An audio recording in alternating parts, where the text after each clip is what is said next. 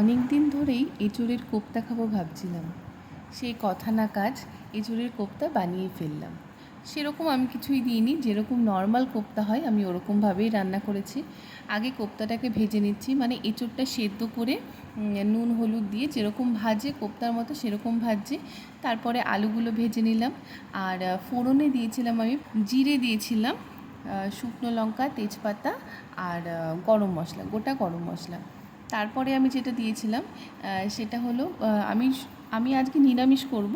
আমি আর অন্য কিছু পেঁয়াজ রসুন কিছুই দেব না, একদম নিরামিষভাবে। তাই আমি আগে টমেটোটা ভেজে নিয়েছি, টমেটো পিউরিটা। আর টমেটো পিউরিটা আগে ভাজলে না ওর কাঁচা গন্ধটা অনেকটা চলে যায়।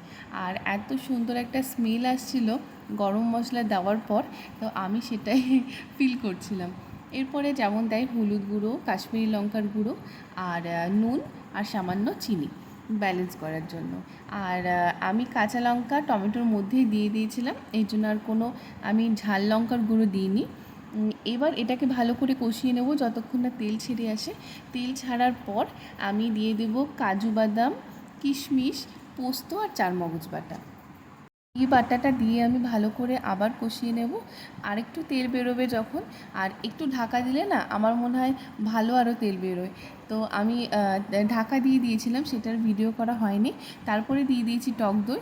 টক দই নিরামিষে দিলে না বেশ একটু ভালো একটা ফ্লেভার আসে। এরপর আমি দিয়ে দেবো জল, আর আমি গরম জলই দেবো, গরম জল দিলে ভালো টেস্টটা আসে। তো গরম জল দিয়ে অনেকক্ষণ ফুটতে দেবো, ফুটে তারপরে যে ভাজা আলুগুলো ছিল সেগুলো দিয়ে দেবো। আর আলুটা যখন সেদ্ধ হয়ে যাবে তারপরে আমি কোফতাটা দিয়ে দেবো। কোফতাটা যদি আগে দিই না, কোফতাটা ভেঙে যাওয়ার চান্স থাকে, এই জন্য যখন মনে করবো যে ঝোলটা আমাকে নামাতে হবে তখন আমি কোফতাটা দিয়ে দেবো। আর দেখে নিয়েছি যে টেস্টটা মানে সব কিছু ব্যালেন্স ঠিকঠাক আছে নাকি। তো হ্যাঁ, খুব ভালো হয়েছে। আমি দেখলাম নুন ঝাল সব কিছুই ঠিকঠাক আছে।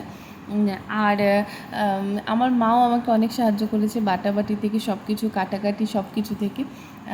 আর আমার মা পাশেই ছিল, পাশে কথা বলছিলাম মার সাথে। আর মাও এদিকে কাজ করছিল। মা আমার মেয়ের জন্য আঙুর ফল ও না খোসাটা খুব একটা খেতে চায় না আঙুর ফলে, তাই ওটাকে ছুলে দিচ্ছিল।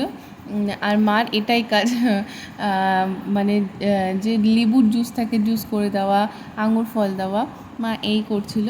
তো মার সাথে কথা বলছিলাম আর কী নিয়ে যেন হাসাহাসি করছিলাম। তার মাঝে আমি দেখছিলাম জানলার বাইরে কিছু একটা আওয়াজ হচ্ছিল, ভাবলাম কী হয়তো কী নাকি। আর অনেক সকাল সকাল রান্না করছিলাম তো কেমন একটা লাগছিল। আর এত সকালে আমি খুব একটা রান্না করি না, হঠাৎ কি মনে হলো যে তাড়াতাড়ি রান্না করি। আর এত গরমে না তাড়াতাড়ি রান্না করে নেওয়া ভালো, কারণ রান্নাঘরে ঢুকলেই মনে হচ্ছে কোথায় চলে এলাম, এত গরম। তো শেষমেশ আমার কোপ্তাটা হয়ে গেল। আর আমি আরেকটু গরম মশলা দিয়েছিলাম নামানোর আগে, আর একটু ঘি দিয়েছিলাম। এই হলো কোপ্তা। আর কোপ্তাটা সত্যি খুব ভালো হয়েছিল। সবাই রিভিউ দিয়েছিল ভীষণ ভীষণ টেস্টি হয়েছিল, সবাই বলেছিল। আর আমি খেয়েছিলাম, নিজের আমার খুব ভালো লেগেছে।